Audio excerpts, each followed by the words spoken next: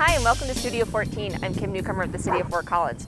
And I have to admit today I am really excited because we have members from the K9 unit from Police Services here today, and that means I get to play with some puppies. So let me introduce my guest. I'd like to introduce Officer Rick Mainwall. Rick, thanks so much for being here. My pleasure. Tell me, Rick, how many dogs do we have in our K9 unit? We currently have 4 dogs. We have 1 assigned to the Drug Task Force, and we have 3 assigned to patrol.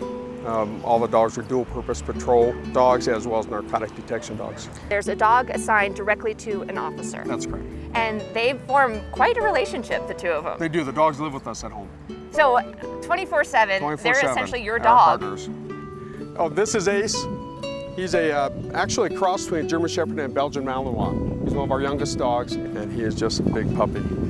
We have switched over to the Belgian Malinois dog from a German Shepherd because their medical issues are less than the German Shepherd. So we will get 7 to 10 to 11 years out of Belgian Malinois. Wow. So this is a Malinois spin. Oh yeah? Is that Most unique to the breed? Malinois, it's because they're so hectic that if they're not worked enough, you get dogs that are hectic and uncontrollable. Whenever we get the dogs out, we have to train in new places all the time because they get used to a training facility. I see Zorro over here just looking attentively at his handler while there's a whole lot of fun going on. Did you see the toy in his back pocket? Ah. That's what they live for. So he knows that toy's there, and as long as that toy is there, then he's going to pay attention to the handler. Every dog has to be extremely social, right, because of a public interaction. The days of the vicious dogs, the perception of killer dogs, yeah, and they're not. When they're done biting you, they will lay in your lap because they don't hold the animosity that humans hold. Right. So if you get in a fight with somebody, you're upset with them for a while, the dogs will bite you and then they'll lay in your lap because their job is done. So what is this big thing? That's electronic leash.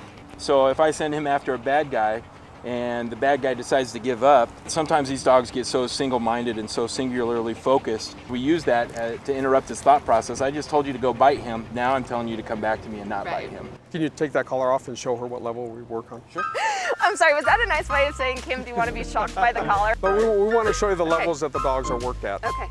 Oh, there you go. You ready? Yeah, I'm ready. Oh wow, that is nothing. It's very little. All we need is a brief interruption in their mind and their brain to get their attention back focused on us. The nice thing about this collar too is it has a vibrating function on it, so if you hold it, oh wow, it vibrates. So if we're searching a building, instead of me yelling for him, saying, Zorro, come back to me, and if there's a bad guy in the building, then he would know where I'm at. I can just hit that, and he knows that I want him to So that's actually a command, the vibrate. Yep, for Zorro and I, wow, it's a command. So he knows to come back to me. You are so dang cute. Yeah, let's have him bite someone. Come on! Yeah! Get out of here! Frank will give an order to Bob to stop because the bad guy always has a chance to give up. Right. And if he doesn't, then he'll send the dog on him.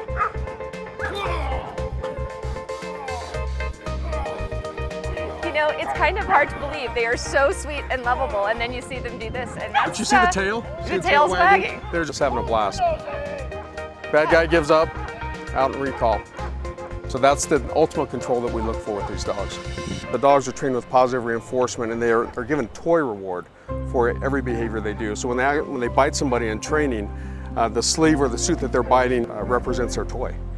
So everything we train out of is positive reinforcement, and they work because they enjoy it, out of the pleasure, not because they have to. I have had dogs in the past. I can't get mine to sit on command. And so the fact that they do anything on command is amazing to me. So how long does that take?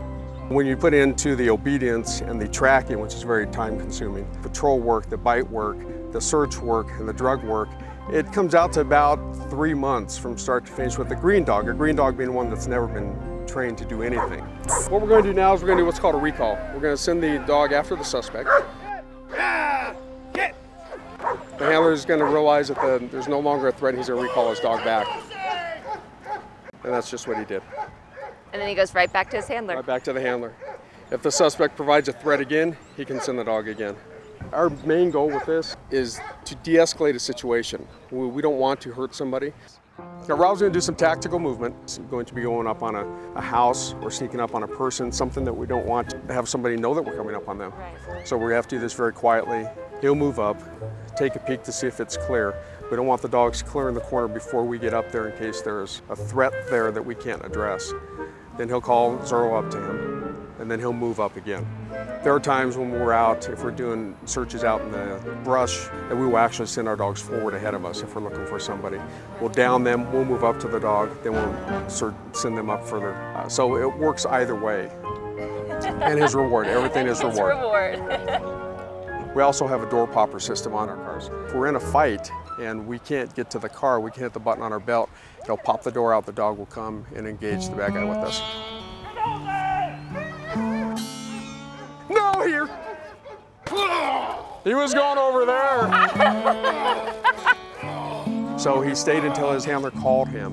When he came out, he obviously didn't see the scuffle there, and he was coming over here to engage somebody. Saw him over the scuffle over there and redirected, yes.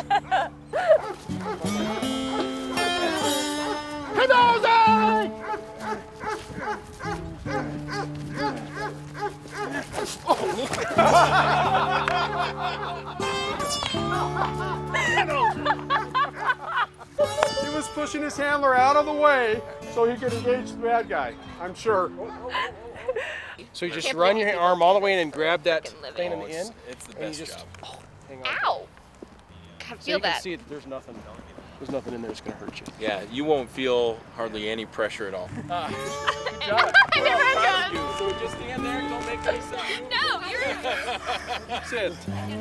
You want to bite me? Ready? You want to grab her shoulder? Uh-huh. Yeah, someone help me. Take care of the hand. Keep your other hand shut. Oh my God. Good boy. Holy. Am I Mike? That wasn't you, Rob. I know. He's going up. Okay, Yeah, let the sleep go and he'll just go in his mouth. There you go. now here's. Good job. Well done. I mean, that's why we can have 4 officers on one guy and they will fight us. We bring out 1 dog and they will give up because of that. They don't want to get bit. Can I pet him now? Uh-huh. Are we friends now?